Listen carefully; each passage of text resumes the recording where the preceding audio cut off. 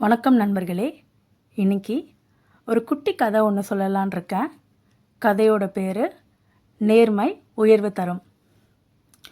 கந்தன் சொல்லிட்டு ஒரு பையன் இருந்தான்.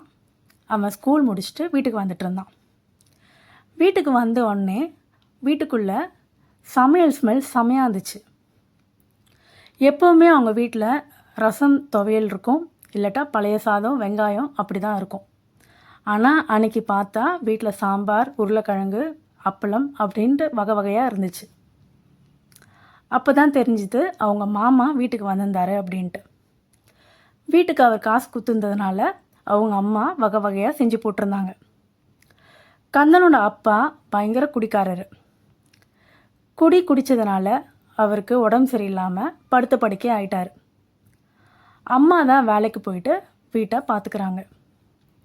அம்மாவுக்கு நிறைய கனவுகள் இருந்துச்சு, பையனை எப்படியாவது நல்ல பொசிஷனுக்கு கொண்டு வந்துடணும் அப்படின்ட்டு. பட் அம்மா வேலைக்கு போகிறதுனால அந்த அளவுக்கு வீட்டில் பார்த்துக்க முடியல. ஒரு வேளை சாப்பாடு தான் அவங்க டெய்லியுமே சாப்பிட்டுட்டு இருந்தாங்க. இப்படி தான் அவங்களோட நிலைமையே இருந்துச்சு. அதனால் கந்தனும் புரிஞ்சுப்பான், அம்மா ரொம்ப கஷ்டப்படுறாங்க, அவங்கக்கிட்ட அது வேணும் இது வேணும்னு கேட்கக்கூடாது, என்ன கொடுக்குறாங்களோ அதை சாப்பிட்டு போயிடணும் அப்படின்ற மாதிரியே இருப்பான்.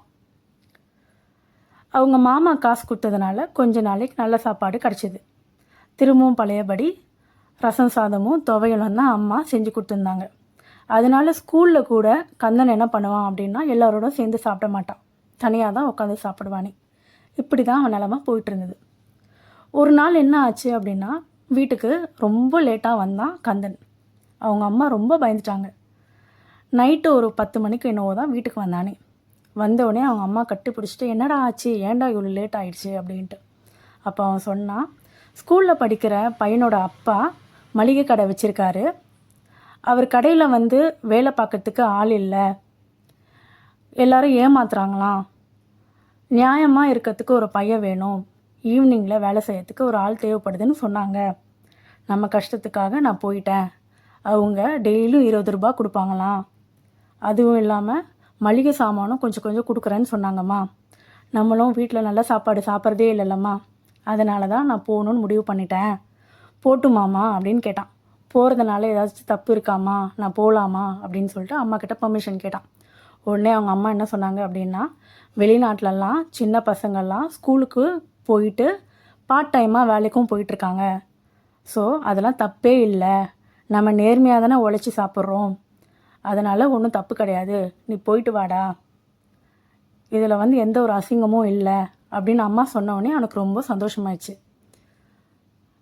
அதனால தான் இது நேர்மை உயர்வு தரும். என்ன நண்பர்களே, பிடித்திருக்கிறதா? மீண்டும் நாளை பார்ப்போம். நன்றி, வணக்கம்.